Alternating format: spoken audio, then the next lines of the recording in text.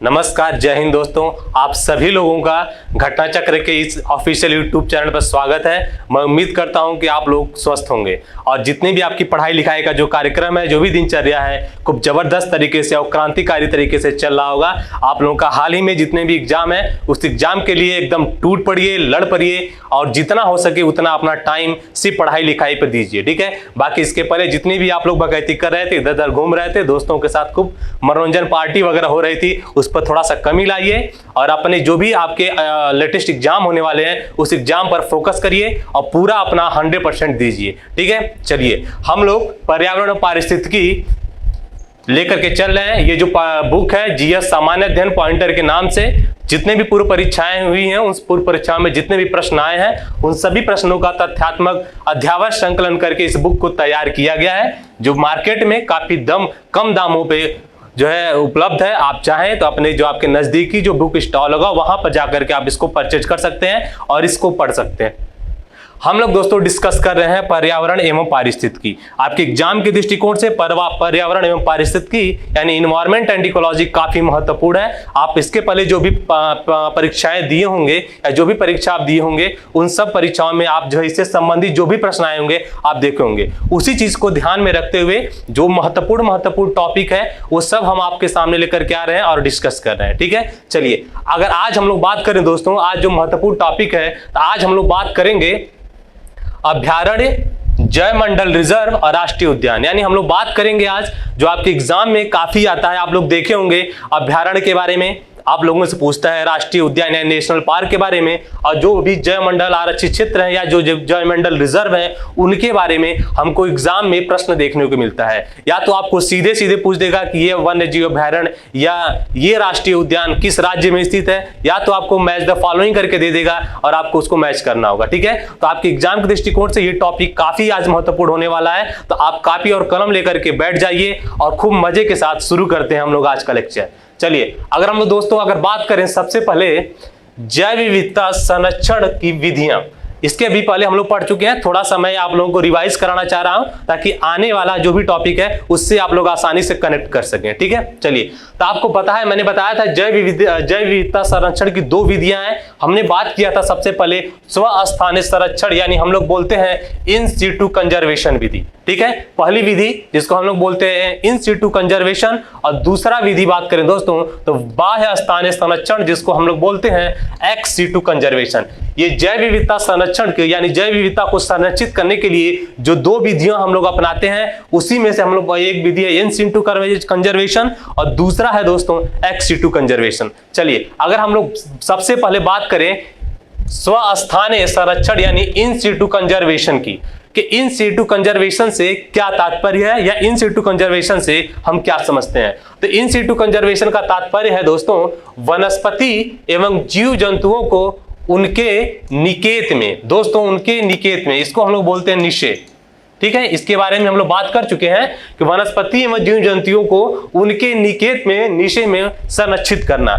जब किसी भी जीव जंतु को उन्हीं के निकेत में संरक्षित किया जाता है तो ऐसी विधि को हम लोग इन सीटू कंजर्वेशन या इसी को हम लोग स्वस्थानीय संरक्षण के नाम से जानते हैं, ठीक है। अगर इसके उदाहरण की बात करें तो जैसे दोस्तों वन्य जीव अभ्यारण्य में जीव जंतुओं का संरक्षण, राष्ट्रीय उद्यान में जीव जंतुओं का संरक्षण, जैव मंडलीय जो रिजर्व है जिसको हम लोग बायोस्फीयर रिजर्व कहते हैं, उसमें जीव जंतुओं का जो हम लोग संरक्षण करते हैं, समुद्री जो संरक्षित क्षेत्र है जिसको हम लोग बोलते हैं मैरीन प्रोटेक्टेड एरियाज, और जो पवित्र उपवन है दोस्तों, ये सब जो आते हैं किसमें आते हैं, इन सीटू कंजर्वेशन के अंतर्गत आते हैं। किसमें आते हैं दोस्तों, इन सीटू कंजर्वेशन के अंतर्गत आते हैं। तो आप लोग ध्यान दीजिए इन सीटू कंजर्वेशन का क्या तात्पर्य है और इससे संबंधित कौन कौन सी चीजें जो है क्या इसमें हम लोग पौधों और जीव जंतुओं को संरक्षित करने के लिए किसमें हम लोग उसको संरक्षित करते हैं, इस चीज के लिए। तो याद रखिएगा जो उदाहरण है इसके बारे में हमने बात किया, ये सब जो कंजर्वेशन है वो इन सीटू कंजर्वेशन विधि के अंतर्गत हम लोग इसको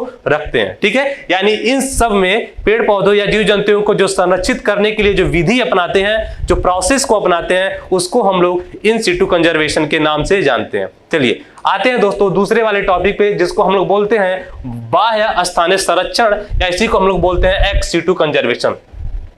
अगर इस विधि की बात करें, ठीक है, अगर इस विधि की बात करें दोस्तों, तो वनस्पति एवं किसी जीव की शाखा की विशेष प्रजाति को, या वनस्पति और किसी जीव की जो जाति, विशेष जाति हो, उसको संरक्षित करने के लिए अगर हम लोग उसके आवास से निकाल करके किसी दूसरे आवास में या दूसरे जगह पे उसको संरक्षित करते हैं, तो उसको हम लोग क्या बोलते हैं, एक्स सिटू कंजर्वेशन के नाम से जानते हैं। तो इन सिटू कंजर्वेशन में उसी जगह उसको, जिस निकेत में है उसी जगह उसको संरक्षित करने का काम करते हैं, और एक्स सिटू कंजर्वेशन में दोस्तों उसके आवास से निकाल करके दूसरे आवास से हम लोग संरक्षित करने का काम करते हैं। ठीक है, अगर इसके उदाहरण की बात करें दोस्तों, तो जो बीज बैंक है, जिसको हम लोग सीड बैंक बोलते हैं, जीन बैंक, ठीक है, उसके बाद वनस्पति उद्यान जिसको बोलते हैं बोटानिकल गार्डन, उसके बाद बात करते हैं दोस्तों निम्न तापीय संरक्षण की, जिसको हम लोग बोलते हैं क्रायो प्रिजर्वेशन, और बात करें दोस्तों चिड़ियाघर की यानी जू की, जंतु उद्यान, वृक्ष उद्यान,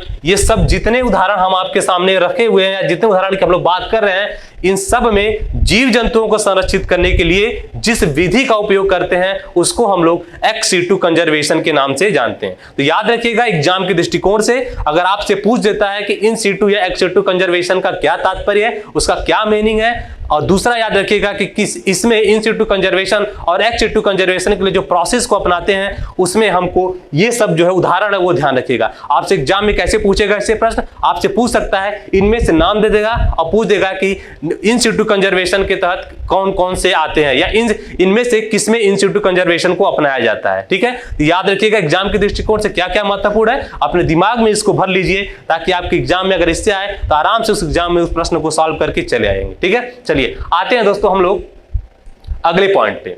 अब हम लोग बात करते हैं सबसे पहले बात करेंगे कि वन्य जीव अभ्यारण्य से क्या तात्पर्य है, फिर हम लोग बात करेंगे कि राष्ट्रीय उद्यान यानी नेशनल पार्क से आप लोग क्या समझते हैं, या राष्ट्रीय उद्यान के बारे में समझेंगे। ठीक है, इसी तरह जो भी टॉपिक हम आगे आगे बढ़ते चले जा रहे हैं उसमें जो महत्वपूर्ण बातें हैं वो सब आपके सामने सुस्पष्ट तरीके से, सुनियोजित तरीके से मैं आप लोगों के सामने रखने का प्रयास कर रहा हूं। मैं उम्मीद करता हूं कि आप लोग काफी इंजॉय कर रहे होंगे, खूब मजे से इसको पढ़ रहे होंगे, और पर्यावरण और पारिस्थितिकी से संबंधित आपके एग्जाम में अगर प्रश्न आ जाए तो आपको बहुत ही आसानी से देखते ही टिक मार कर चले आएंगे, बहुत ज्यादा दिमाग लगाने की उसमें जरूरत नहीं है। सिर्फ जितना मैं बताते चल रहा हूं या जितना हम लोग डिस्कस कर रहे हैं उसको एंजॉय के साथ ध्यानपूर्वक सुनिए, उसके बाद आपको कोई दिक्कत नहीं होगी। इससे संबंधित जो भी प्रश्न आएंगे आप एग्जाम में बहुत ही आसानी से करके चले आएंगे। चलिए दोस्तों, अगर हम लोग बात करें वन्य जीव अभ्यारण्य की, जिसको हम लोग बोलते हैं वाइल्ड लाइफ सेंचुरी, तो वाइल्ड लाइफ सेंचुरी का क्या तात्पर्य है? इसका तात्पर्य है दोस्तों किसी विशिष्ट जाति के संरक्षण को प्राथमिकता दी जाती है। यानी जो वन्य जीव अभ्यारण्य है, वाइल्ड लाइफ सेंचुरी है, इसमें क्या किया जाता है, किसी विशिष्ट जाति के संरक्षण को प्राथमिकता दी जाती है। तो सबसे पहले सिर्फ समझने के दृष्टिकोण से इतना दिमाग में रखिएगा। ठीक है, अगर इसके बारे में बात करें तो इसमें क्या क्या क्रियाकलाप हम लोग कर सकते हैं, तो इसमें पहले क्रियाकलाप की बात करें दोस्तों, तो इसमें अनुमति के बिना शिकार पर पाबंदी है। यानी जो वाइल्ड लाइफ सेंचुरी है वहां पर बिना अनुमति के आप शिकार नहीं कर सकते हैं। ठीक है, अगर आपसे पूछ देता है, इस तरह पूछ देगा कि वन्य जीव अभ्यारण्य के बारे में निम्नलिखित में से कौन से कथन सही हैं, यानी पूछ सकता है कि निम्नलिखित में जो भी 2-3 स्टेटमेंट दे देगा, पूछ देगा कि कौन से कथन सही नहीं है। तो याद रखिएगा सबसे पहले पॉइंट के बारे में कि जो वन्य जीव अभ्यारण्य है इसमें अनुमति के बिना शिकार पर पाबंदी है, बिना अनुमति के आप शिकार नहीं कर सकते हैं। ठीक है, चलिए अगर दूसरे पॉइंट पे बात करें दोस्तों, तो चराई आवागमन नियमित है। यानी वन्य जीव अभ्यारण्य में चराई वगैरह यानी जानवरों वगैरह को, मवेशियों वगैरह को चराने की तो अनुमति होती है, आप आराम से जाते चराने और आने का जो काम है आप कर सकते हैं। लेकिन याद रखिएगा इसमें बिना अनुमति के शिकार करने पर क्या है, पाबंदी है। ठीक है, ये वन्य जीव अभ्यारण्य संबंधित कुछ महत्वपूर्ण बातें हैं जो अपने दिमाग में अच्छे से इसको बैठा लीजिए। चलिए अगर हम लोग बात करते हैं दोस्तों, अगले पॉइंट पे आते हैं, नेशनल पार्क, जिसको हम लोग बोलते हैं राष्ट्रीय उद्यान। राष्ट्रीय उद्यान का क्या तात्पर्य है कि प्राकृतिक प्रदेश, ठीक है, प्राकृतिक प्रदेश के अंतर्गत आने वाले सभी वनस्पतियों एवं जीव जंतुओं को संरक्षण दिया जाता है। यानी अगर ये प्राकृतिक प्रदेश है तो इस प्राकृतिक प्रदेश में जितने भी वनस्पतियां और जितने भी जीव जंतु आएंगे उन सब को संरक्षित करने की बात की जाती है। राष्ट्रीय उद्यान में प्राकृतिक प्रदेश के अंदर जितने भी वनस्पति और जीव जंतु आते हैं उन सब को संरक्षित करने की बात की जाती है। ठीक है, तो मैं उम्मीद करता हूं कि राष्ट्रीय उद्यान या नेशनल पार्क से क्या तात्पर्य है उसको आप लोग अच्छे से समझ गए होंगे। ठीक है, अगर इसके बात करें राष्ट्रीय उद्यान के बारे में, इसमें किस किस चीज की अनुमति होती है या कौन सा क्रियाकलाप होता है जो हम लोग कर सकते हैं, तो इसमें दोस्तों शिकार और चराई पूर्णतया वर्जित होता है। यानी इसमें आप शिकार और जो चराई मवेशियों को चराने का जो काम है वो सब पूर्णतः क्या होता है, वर्जित होता है, मना होता है। यानी ऐसे क्रियाकलाप को आप राष्ट्रीय उद्यान या नेशनल पार्क में नहीं कर सकते हैं। ठीक है, अगर आते हैं दोस्तों अगले पॉइंट पे, तो मानवीय हस्तक्षेप पूर्णतया वर्जित होता है। यानी इसमें मानव का आना जाना या मानवीय कोई भी क्रियाकलाप हो उसमें राष्ट्रीय उद्यान में क्या होता है, पूर्णतः प्रतिबंधित होता है। ठीक है, तो याद रखिएगा ये बहुत ही महत्वपूर्ण है। वन्य जीव अभयारण्य संबंधित जो भी हमने बात किया, राष्ट्रीय उद्यान से संबंधित हमने जो भी बात किया, जो भी इनकी विशेषताएं हैं, ये सब आपके एग्जाम में पूछता है और पूछा हुआ है। ठीक है, तो इसलिए ध्यानपूर्वक सुनिए और खूब अच्छे से नोट्स जो है बनाते रहिए ताकि रिवाइज करते रहिए और एग्जाम में फोड़ने के लिए एकदम तैयार रहिए। आते हैं दोस्तों अगले टॉपिक पे। इस पॉइंट को ध्यान रखिए कि जब कभी भी दोस्तों हम लोग वन्य जीव अभयारण्य या राष्ट्रीय उद्यान यानी वाइल्ड लाइफ सेंचुरी और नेशनल पार्क को जब भी हम जैवमंडल आरक्षित क्षेत्र यानी बायोस्फीयर रिजर्व में परिवर्तित करते हैं, तो परिवर्तित यानी जब कोई वन्य जीव अभयारण्य या राष्ट्रीय उद्यान जब जैवमंडल आरक्षित क्षेत्र में परिवर्तित हो जाता है तो उसको दोस्तों हम लोग 3 भागों में उसको कैटेगराइज करते हैं या उनको वर्गीकृत करते हैं। ठीक है, सबसे पहले उसको हम लोग बांटते हैं कोर में, फिर उसके बाद दोस्तों हम लोग बांटते हैं उसको बफर जोन में और उसके बाद हम लोग बांटते हैं उसको आउटर जोन में। ठीक है, चलिए अगर इसके बारे में थोड़ा सा मैं आपको समझाने का प्रयास करूं, देखिए जब राष्ट्रीय उद्यान या वन्य जीव अभयारण्य को जब बायोस्फीयर रिजर्व में हम लोग बदलते हैं तो उसको 3 भागों में हम लोग क्या करते हैं, कैटेगराइज करते हैं। ठीक है, अगर उस 3 भागों की बात करें दोस्तों, तो सबसे पहले बात करें तो ये जो जोन होता है इसको हम लोग बोलते हैं कोर जोन। क्या बोलते हैं दोस्तों, कोर जोन। इस कोर जोन में दोस्तों जो मानवीय क्रियाकलाप होता है या मानव हस्तक्षेप क्या होता है, पूरी तरह से प्रतिबंधित होता है। मानव हस्तक्षेप क्या होता है, प्रतिबंधित होता है। यानी इसमें कोई भी मानवीय क्रियाकलाप नहीं हो सकता है। उसके बाद दोस्तों हम लोग बात करते हैं इसको बफर जोन। बफर जोन,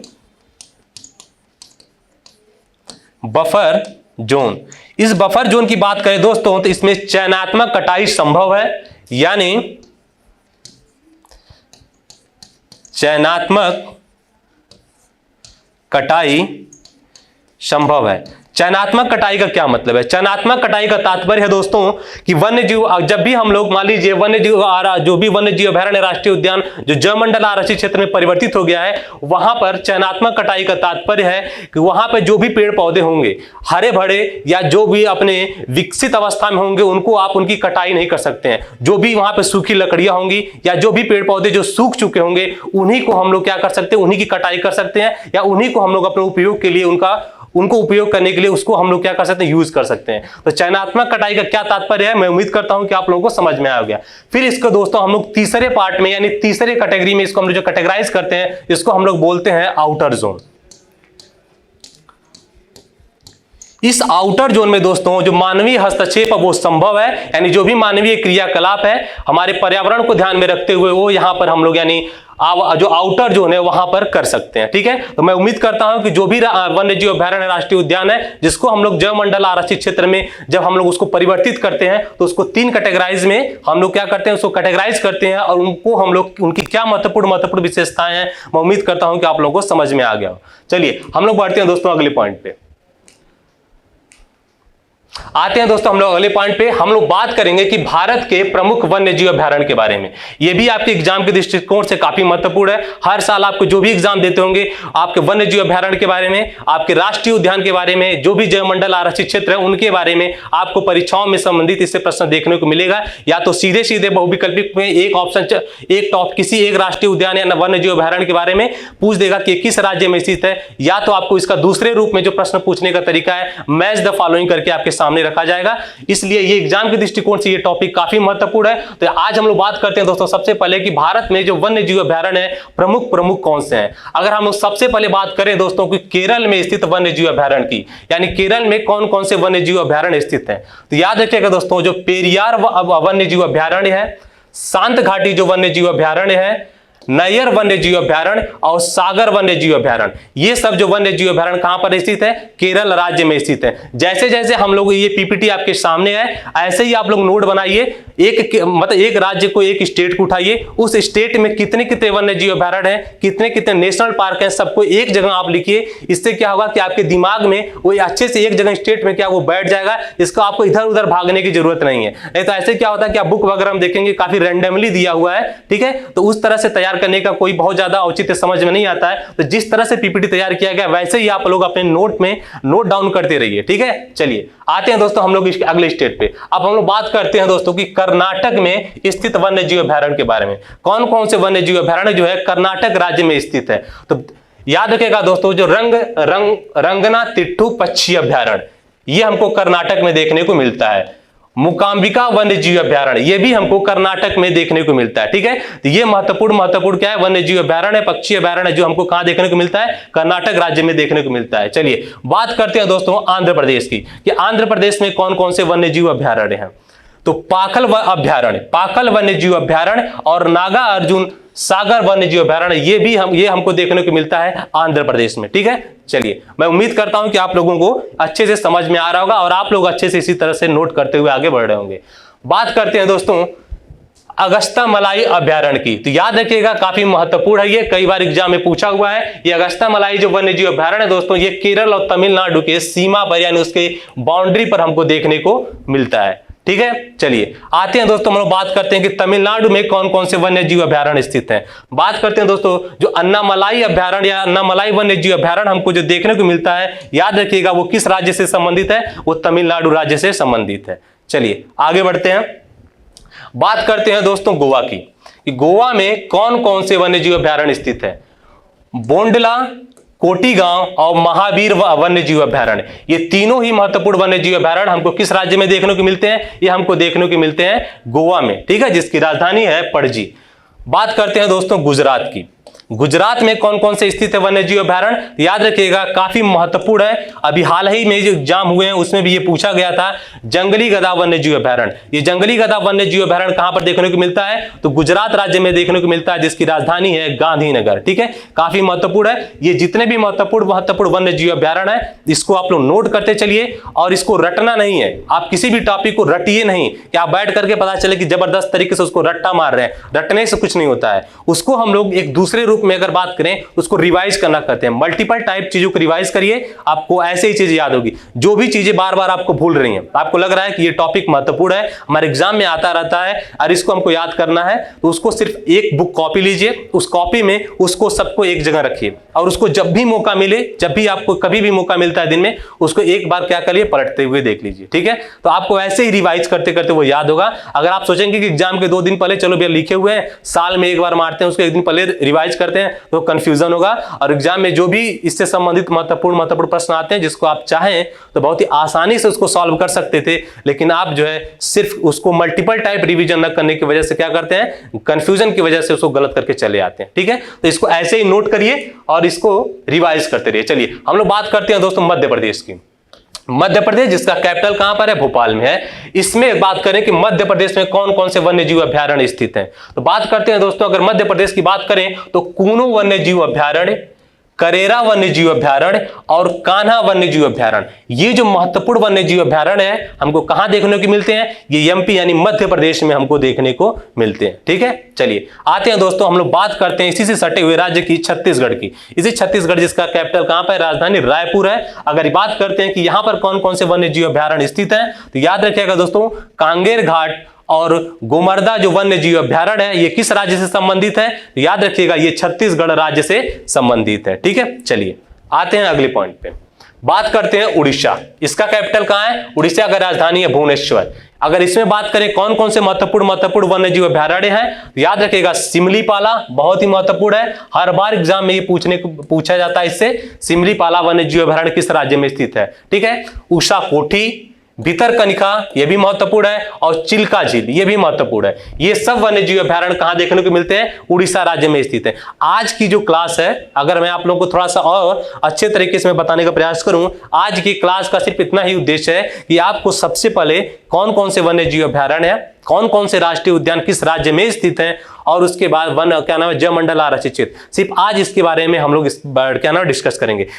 अगले वाले क्लास में, इसके बाद जो क्लास हम लोग लेंगे पर्यावरण पाठ के संबंधित, तो ये सब वन्य जीव अभयारण्य या राष्ट्रीय उद्यान जो हम लोग पढ़ रहे हैं, इसमें हम लोग बात करेंगे कि किस राज्य में, अगर वन्य जीव अभयारण्य जिस राज्य में स्थित है तो उसकी क्या क्या महत्वपूर्ण विशेषताएं हैं। भारत में सबसे पहले किस वन्य जीव अभयारण्य राष्ट्रीय उद्यान का निर्माण हुआ था, निर्मित किया गया था। सबसे छोटा वन्य जीव अभयारण्य कौन सा, क्षेत्रफल की दृष्टि से सबसे बड़ा कौन सा है। ये सब बातों पे जो एग्जाम के दृष्टिकोण से जो काफी फैक्चुअल पॉइंट है जो आपको याद रखने की जरूरत है, वो हम लोग अगले क्या नाम है क्लास में बात करेंगे। तो आप लोग निश्चिंत रहिए, ये मत सोचिएगा कि वो सब पॉइंट को मैं स्किप कर रहा हूं, ऐसा नहीं है। ठीक है, वो सब पॉइंट को हम लेकर के चलेंगे जो भी आपके एग्जाम के दृष्टिकोण से क्या होगा, महत्वपूर्ण होगा। चलिए आते हैं दोस्तों हम लोग झारखंड पे।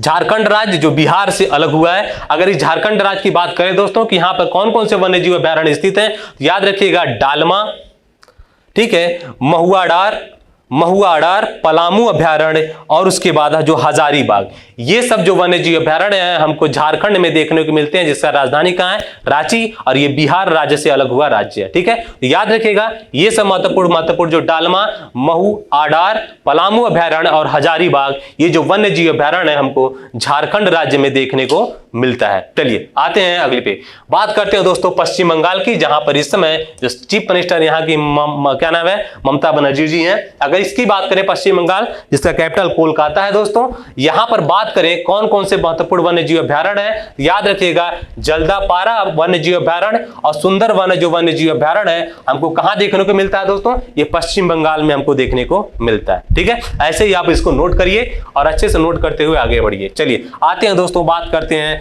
उत्तर प्रदेश से सटे हुए राज्य बिहार के, जिसकी राजधानी कहां पर है, पटना है। और यहां पर बात करें कौन सा वन्य जीव अभयारण्य है जो स्थित है, तो याद रखिएगा भीम बांध। अगर आपसे पूछ देता है एग्जाम में कि भीम बांध वन्य जीव अभयारण्य कहां पर स्थित है, याद रखिएगा दोस्तों ये हमको बिहार राज्य में देखने को मिलता है। चलिए आते हैं अगले पॉइंट पे, बात करते हैं उत्तर प्रदेश की।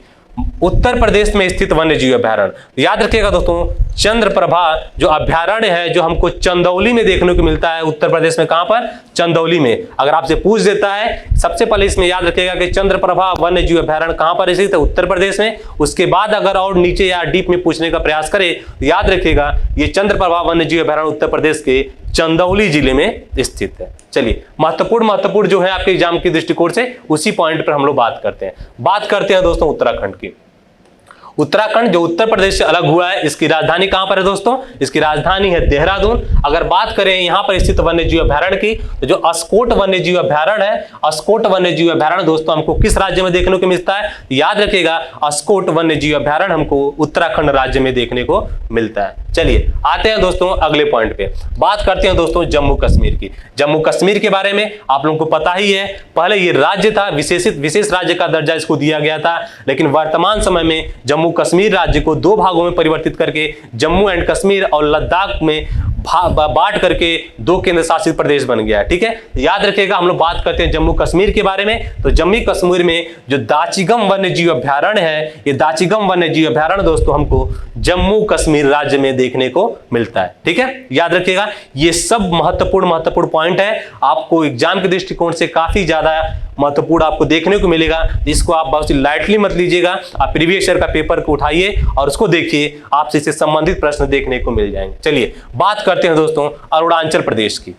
बात करते हैं अरुणाचल प्रदेश की, और हम लोग अरुणाचल प्रदेश में देखेंगे कौन कौन से वन्य जीव अभयारण्य स्थित है। तो याद रखिएगा दोस्तों पाखुई वन्य जीव अभयारण्य, नामदफा वन्य जीव अभयारण्य और दिहांग दिबांग वन्य जीव अभयारण्य, ये तीनों महत्वपूर्ण जो वन्य जीव अभयारण्य है, ये अरुणाचल प्रदेश में हमको देखने को मिलता है। वही अरुणाचल प्रदेश जो हमको जो 7 सिस्टर हैं, जिसको हम लोग 7 बहनों का राज्य कहते हैं, उस 7 बहनों के राज्य में अरुणाचल प्रदेश एक है। वो 7 बहनें कौन कौन सी हैं आपको ज्योग्राफी में भी पढ़ाया जाएगा, याद रखिएगा सिक्किम है, असम है, अरुणाचल प्रदेश है, मणिपुर है, नागालैंड है, ठीक है, मेघालय है, उसके बाद आपको क्या नाम है त्रिपुरा देखने को मिलेगा। ठीक है, ये सब 7 सिस्टर या 7 बहनों के नाम से जाने जाते हैं। उसमें से एक है दोस्तों जिसको हम लोग बोलते हैं अरुणाचल प्रदेश, जिसका कैपिटल कहां पर ईटानगर है, और माखुई, नामदफा और दिहांग दिबांग वन्य जीव अभयारण्य हमको इसी राज्य में देखने को मिलता है। चलिए आते हैं दोस्तों नागालैंड, ये भी 7 सिस्टर्स में आता है। नागालैंड जिसका कैपिटल है कोहिमा, यहाँ पर दोस्तों एक वन्य जीव अभयारण्य स्थित है जिसका नाम है फाकिम वन्य जीव अभयारण्य। अगर आपसे पूछ दे कि फाकिम वन्य जीव अभयारण्य किस राज्य में स्थित है, तो याद रखिएगा वो हमको नागालैंड में देखने को मिलता है। चलिए आते हैं दोस्तों अगले पॉइंट पे, बात करते हैं मणिपुर। इस मणिपुर की राजधानी कहाँ है? मणिपुर की राजधानी है इम्फाल। इस मणिपुर में दोस्तों एक बहुत ही महत्वपूर्ण वन्य जीव अभ्यारण्य हमको देखने को मिलता है, काइबुल लामजो राब वन्य जीव अभ्यारण्य। ये कहां पर है? याद रखिएगा ये मणिपुर में स्थित है। इससे संबंधित और भी जो महत्वपूर्ण बातें हैं वो हम लोग नेक्स्ट आने वाले क्लास में देखेंगे, ठीक है। चलिए आते हैं दोस्तों, बात करते हैं मिजोरम राज्य की। मिजोरम जिसका कैपिटल है आइजोल। तो डंपा जो अभ्यारण्य है या डंपा जो वन्य जीव अभ्यारण्य है, याद रखिएगा दोस्तों ये हमको कहां पर देखने को मिलता है? ये देखने को मिलता है मिजोरम में, ठीक है। चलिए आते हैं अगले पॉइंट पे, बात करते हैं कि असम में, कि असम में स्थित वन्य जीव अभ्यारण्य की बात करें तो असम में कौन कौन से वन्य जीव अभ्यारण्य स्थित है? याद रखिएगा मानस, काजीरंगा, ओरंग और गर्म पानी। ये जो महत्वपूर्ण वन्य जीव अभ्यारण्य है असम, जिसकी राजधानी दिसपुर है, इस राज्यों में हमको देखने को मिलता है। इस दोनों को तो जरूर याद रखिएगा, मानस और काजीरंगा को, और ओरंग और गर्म पानी को भी दिमाग में रख सकते हैं तो इसको रखिएगा। ये सब वन्य जीव अभ्यारण्य हमको कहां देखने को मिलते हैं? असम राज्य में देखने को मिलते हैं। चलिए आते हैं दोस्तों, अब हम लोग जितने भी महत्वपूर्ण वन्य जीव अभ्यारण्य है उसको देख चुके हैं। मैं उम्मीद करता हूं कि आप लोग उसको नोट डाउन भी कर लिए होंगे और उसको आप अच्छे से क्या करिएगा, जब भी मौका मिले उसको रिवाइज करते रहिए, ठीक है। चलिए अब हम लोग बात करते हैं भारत के प्रमुख राष्ट्रीय उद्यान यानी नेशनल पार्क के बारे में, कि भारत में जो राज्य हैं, कौन कौन से राज्यों में कौन कौन से महत्वपूर्ण नेशनल पार्क या राष्ट्रीय उद्यान हमको देखने को मिलते हैं। तो सबसे पहले शुरू करते हैं दोस्तों भारत के उत्तरी राज्य जम्मू कश्मीर से। तो बात करते हैं दोस्तों कि जम्मू कश्मीर में कौन कौन से राष्ट्रीय उद्यान स्थित हैं। तो याद रखिएगा दाचिगम राष्ट्रीय उद्यान, हेमिस राष्ट्रीय उद्यान, किश्तवाड़ राष्ट्रीय उद्यान और सलीम अली राष्ट्रीय उद्यान। ये सब महत्वपूर्ण राष्ट्रीय उद्यान है, हमको जम्मू कश्मीर राज्य में देखने को मिलते हैं, ठीक है। चलिए आते हैं अगले पॉइंट पे, बात करते हैं हिमाचल प्रदेश। हिमाचल प्रदेश जिसकी राजधानी कहां पर है? शिमला है, ठीक है। अगर यहां पर स्थित राष्ट्रीय उद्यानों की बात करें तो याद रखिएगा ग्रेट हिमालयन राष्ट्रीय उद्यान, पिन वैली राष्ट्रीय उद्यान और इंदर किला राष्ट्रीय उद्यान और खीर गंगा राष्ट्रीय उद्यान और सिंबल बारा राष्ट्रीय उद्यान। ये जो महत्वपूर्ण राष्ट्रीय उद्यान है ये सब हमको हिमाचल प्रदेश राज्य में देखने को मिलते हैं, ठीक है। चलिए आते हैं अगले पॉइंट पे, बात करते हैं दोस्तों उत्तराखंड की।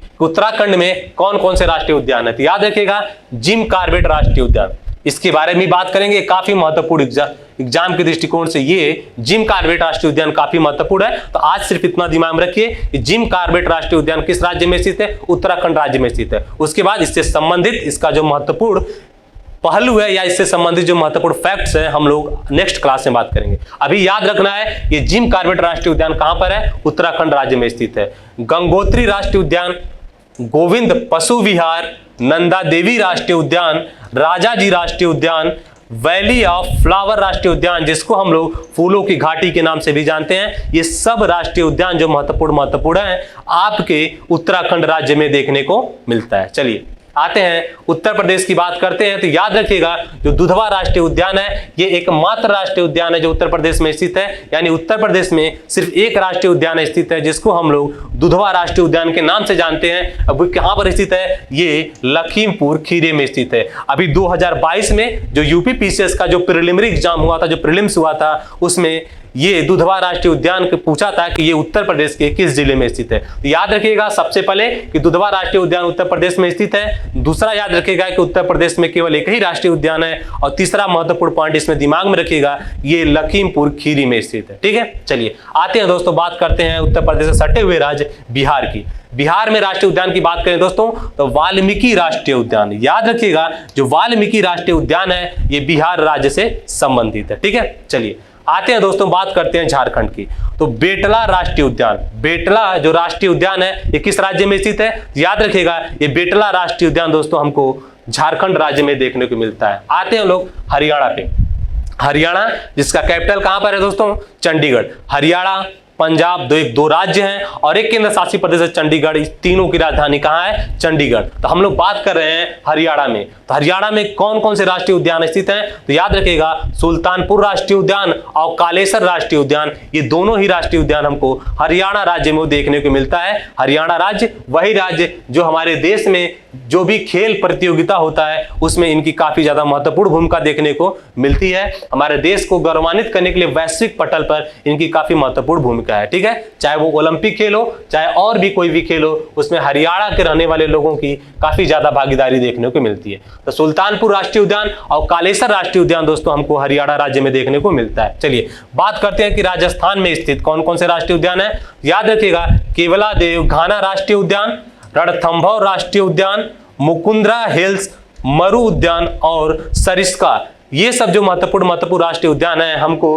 कहां पर देखने को मिलता है? राजस्थान में देखने को मिलता है, जिसके कैपिटल कहां है? जयपुर है। चलिए बात करते हैं दोस्तों मध्य प्रदेश की, कि मध्य प्रदेश में स्थित कौन कौन से राष्ट्रीय उद्यान है। तो कान्हा राष्ट्रीय उद्यान, बांधगढ़ राष्ट्रीय उद्यान, माधव राष्ट्रीय उद्यान, पन्ना राष्ट्रीय उद्यान, संजय राष्ट्रीय उद्यान, सतपुड़ा राष्ट्रीय उद्यान, वन विहार राष्ट्रीय उद्यान और डायनासोर फ्रांसिल राष्ट्रीय उद्यान, ये सब महत्वपूर्ण राष्ट्रीय उद्यान हमको मध्य प्रदेश राज्य में देखने को मिलता है। ठीक है, चलिए बात करते हैं इसी से सटे हुए राज्य छत्तीसगढ़ की।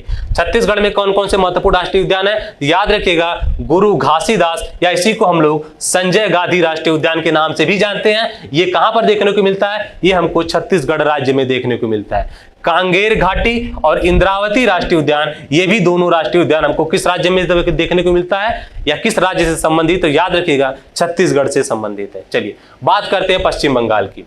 ठीक है, तो बुक्सा राष्ट्रीय उद्यान, गोरुमारा राष्ट्रीय उद्यान, सिंहलीला राष्ट्रीय उद्यान, सुंदरवन राष्ट्रीय उद्यान और जल्दापारा राष्ट्रीय उद्यान और नौरा घाटी, ये सब महत्वपूर्ण राष्ट्रीय उद्यान किस राज्य से संबंधित है? याद रखिएगा, ये पश्चिम बंगाल से संबंधित है। इसमें बुक्सा और सुंदर राष्ट्रीय उद्यान आपके एग्जाम के दृष्टिकोण से काफी ज्यादा महत्वपूर्ण है और इस सभी पॉइंट को भी दिमाग में रखिएगा, क्योंकि जैसे एग्जामिनर का दिमाग घूमता है तो उस ज्यादातर राष्ट्रीय उद्यानों को उठाने का प्रयास करेगा जो इसके पहले या जो भी परीक्षाएं हो चुकी हैं उसमें उसको कभी देखने को नहीं मिला है। ठीक है, चलिए ये सब एक राज्य में कौन कौन से महत्वपूर्ण वन्य जीव अभयारण्य राष्ट्रीय उद्यान है उसके लाने के पीछे ये उद्देश्य है। एक तो प्रीवियस ईयर में जितने आए हुए हैं उनको भी सामने लाते, उसके बाद जो आने के चांसेस हैं वो भी राष्ट्रीय उद्यान अपने दिमाग में रखने की जरूरत है। चलिए बात करते हैं उड़ीसा की, जिसका कैपिटल है भुवनेश्वर। भितरकनिका राष्ट्रीय उद्यान और सिमलीपाल राष्ट्रीय उद्यान, ये दोनों ही महत्वपूर्ण राष्ट्रीय उद्यान है जो हमको उड़ीसा राज्य में देखने को मिलता है। चलिए बात करते हैं महाराष्ट्र की। महाराष्ट्र, इसकी राजधानी कहां पर है? याद रखिएगा, इसकी राजधानी है मुंबई में। यहां पर गुगामल राष्ट्रीय उद्यान, नवेगांव राष्ट्रीय उद्यान, उसके बाद दोस्तों चांडोली राष्ट्रीय उद्यान, तड़ोबा राष्ट्रीय उद्यान और संजय राष्ट्रीय उद्यान, ये सब महत्वपूर्ण जो राष्ट्रीय उद्यान है ये हमको महाराष्ट्र में देखने को मिलता है। ठीक है, चलिए आते हैं, बात करते हैं गुजरात की। काफी ऐतिहासिक स्थल है जिसका कैपिटल है गांधीनगर। अगर इसकी बात करें तो यहाँ पर बसंदा राष्ट्रीय उद्यान, ब्लैक बक राष्ट्रीय उद्यान जिसको हम लोग वेलवादर के नाम से भी जानते हैं, और गिर राष्ट्रीय उद्यान जो काफी महत्वपूर्ण है, ये सब किस राज्य से संबंधित है? याद रखिएगा, ये सब जो है गुजरात राष्ट्र से संबंधित है, जिसमें गिर राष्ट्रीय उद्यान काफी ज्यादा महत्वपूर्ण है। गिर से गुजरात और गिर राष्ट्रीय उद्यान ऐसे आप लिंक करके याद कर सकते हैं। चलिए एक और इसमें याद किया था, जो कच्छ की खाड़ी यानी मैरीन जो राष्ट्रीय उद्यान है दोस्तों, ये भी कहां पर है? गुजरात में ही हमको देखने को मिलता है। ठीक है, ये सब जितने भी महत्वपूर्ण राष्ट्रीय उद्यान है ये गुजरात राज्य से संबंधित है। चलिए आते हैं दोस्तों, बात करते हैं गोवा की। तो जो मोल्लम राष्ट्रीय उद्यान जिसको हम लोग महावीर राष्ट्रीय उद्यान के नाम से भी जानते हैं, ये हमको गोवा राज्य में देखने को मिलता है, या ये राष्ट्रीय उद्यान यानी मोल्लम राष्ट्रीय उद्यान गोवा राज्य से संबंधित है। ये भी काफी बार एग्जाम में पूछा हुआ है, इस चीज को भी अपने दिमाग में रखिएगा।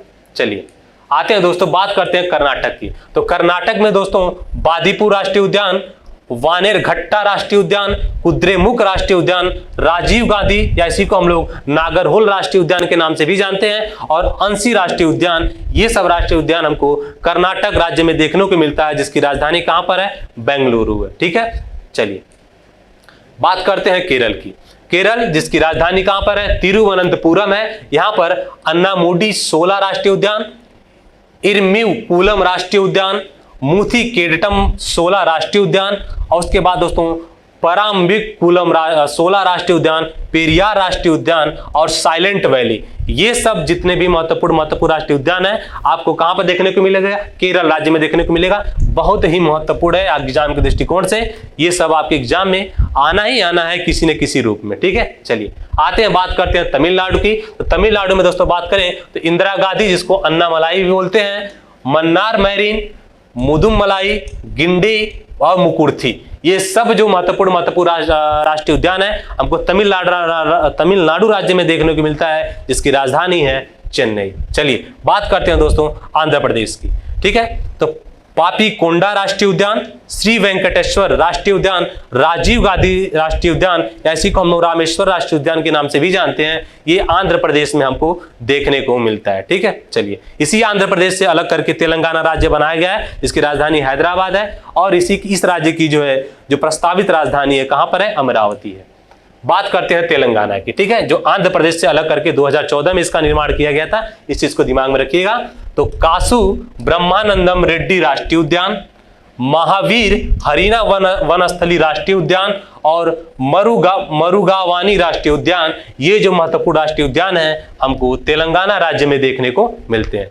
बात करते हैं दोस्तों सिक्किम की। सिक्किम, ठीक है, जिसका कैपिटल है गंगटोक, ये जो कंचनजंगा राष्ट्रीय उद्यान है, ये कंचनजंगा राष्ट्रीय उद्यान कहां पर है? सिक्किम राज्य में देखने को मिलता है। इसके बारे में हमने बात किया था, ये जो 7 सिस्टर्स हैं उस 7 सिस्टर स्टेट में से एक है सिक्किम। ठीक है, याद रखिएगा कंचनजंगा राष्ट्रीय उद्यान का संबंध किस राज्य से है? याद रखिएगा सिक्किम राज्य से। चलिए बात करते हैं मेघालय की। ठीक है, तो बाल फकराम राष्ट्रीय उद्यान और नोकरेक राष्ट्रीय उद्यान, ये दोनों ही राष्ट्रीय उद्यान हमको कहां देखने को मिलता है? मेघालय राज्य में देखने को मिलता है। चलिए नामदफा राष्ट्रीय उद्यान और मौलिंग राष्ट्रीय उद्यान, इस दोनों राष्ट्रीय उद्यानों का संबंध दोस्तों किस राज्य से है? अरुणाचल प्रदेश से। ठीक है, किस राज्य से?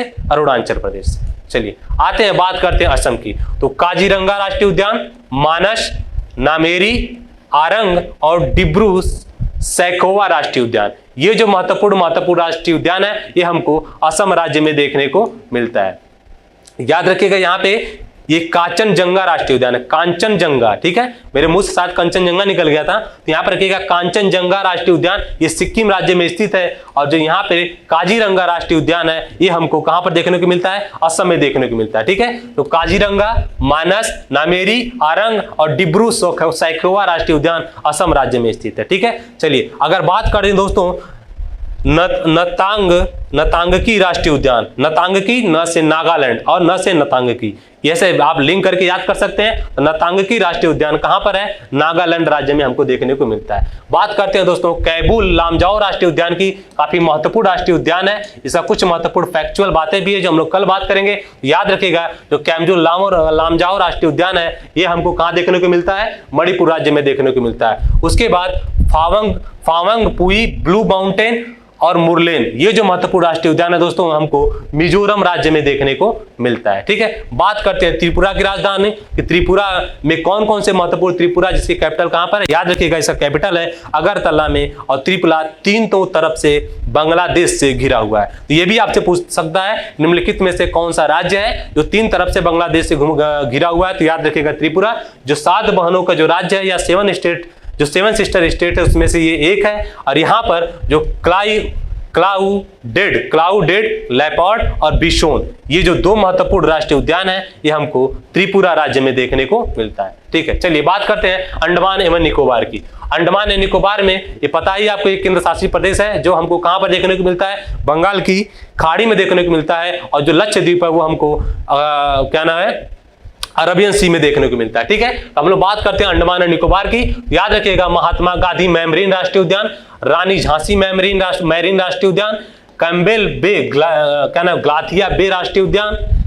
ठीक है, कैम्बेल ग्लाथिया बे राष्ट्रीय उद्यान, नॉर्थ बटन द्वीप, मिडिल बटन द्वीप, साउथ बटन द्वीप, सैडल पीक और माउंट हैरियट, ये जो महत्वपूर्ण राष्ट्रीय उद्यान है इन सब का संबंध दोस्तों हमको अंडमान एवं निकोबार जो केंद्र शासित प्रदेश है वहां से संबंधित या उससे संबंधित हमको देखने को मिलेगा। तो याद रखिएगा ये जो महत्वपूर्ण राष्ट्रीय उद्यान है आपके एग्जाम के दृष्टिकोण से काफी महत्वपूर्ण है। चलिए अब हम लोग बात कर लेते हैं आज के अंतिम टॉपिक पे जयमंडल रिजर्व के बारे में। तो याद रखिएगा सबसे पहले जयमंडल रिजर्व की जो कुल संख्या है वो कितनी है? 18 है। कितनी है दोस्तों? 18 है। चलिए बात करते हैं हैं सबसे पहले नीलगिरी की। तो जो नीलगिरी जैवमंडल रिजर्व है दोस्तों, वो तमिलनाडु, केरल और कर्नाटक, ये तीनों ही राज्यों में क्या है, स्थित है। आप सबसे पहले ऐसे पूछ सकता है जो नीलगिरी जो जैवमंडल रिजर्व है वो किन किन राज्यों से संबंधित है, तो याद रखिएगा तमिलनाडु, केरल और कर्नाटक, ये तीनों ही राज्यों से संबंधित है। बात करते हैं दोस्तों मन्नार की खाड़ी की। याद रखिएगा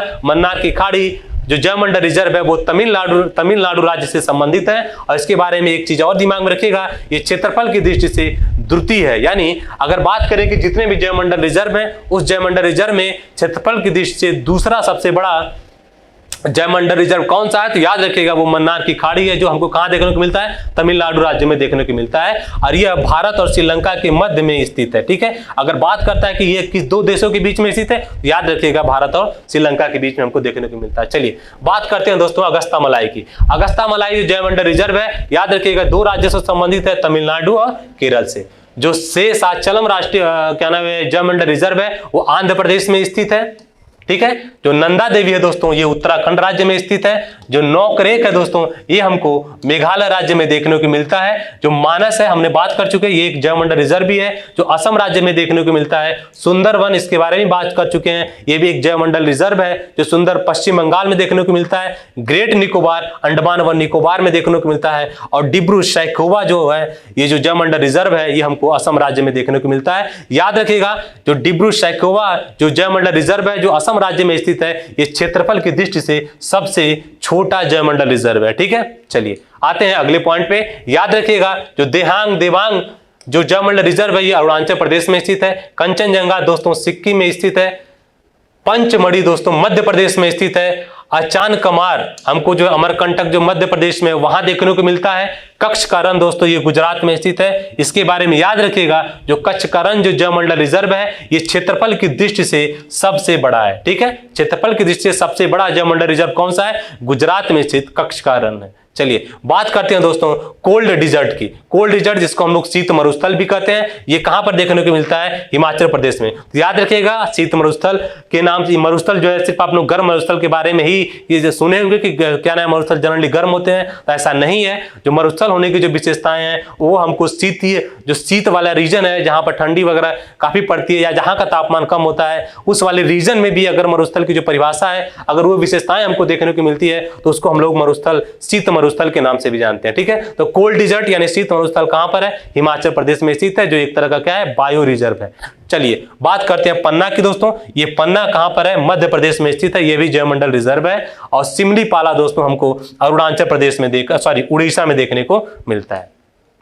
और आज के लिए दोस्तों जितने भी महत्वपूर्ण वन्य जीव अभ्यारण्य थे, राष्ट्रीय उद्यान था, जैवमंडल रिजर्व था, ये सब मैं आपके सामने लेकर के आया हूं। और आप लोग अच्छे से इसको पढ़े होंगे, जबरदस्त तरीके से समझे होंगे और अच्छे से नोट किए होंगे। मैं उम्मीद करता हूं कि आप लोगों को समझ में आया होगा। और ऐसे ही आप लोग अच्छे से वीडियो को देखते रहिए, लाइक करिए, शेयर करिए और चैनल को सब्सक्राइब करिए और अपने दोस्तों को भी शेयर करिए, जिसकी वजह से ये सब महत्वपूर्ण इंफॉर्मेशन उनको भी मिल सके। और ऐसे ही इंजॉय करिए, पढ़ते रहिए। फिर हम लोग इससे संबंधित और भी कौन कौन सी फैक्चुअल बातें हैं, कौन कौन से महत्वपूर्ण पॉइंट है जो आपके एग्जाम के दृष्टिकोण से महत्वपूर्ण है, उसको लेकर के अगले लेक्चर में मिलते हैं। नमस्कार, जय हिंद दोस्तों।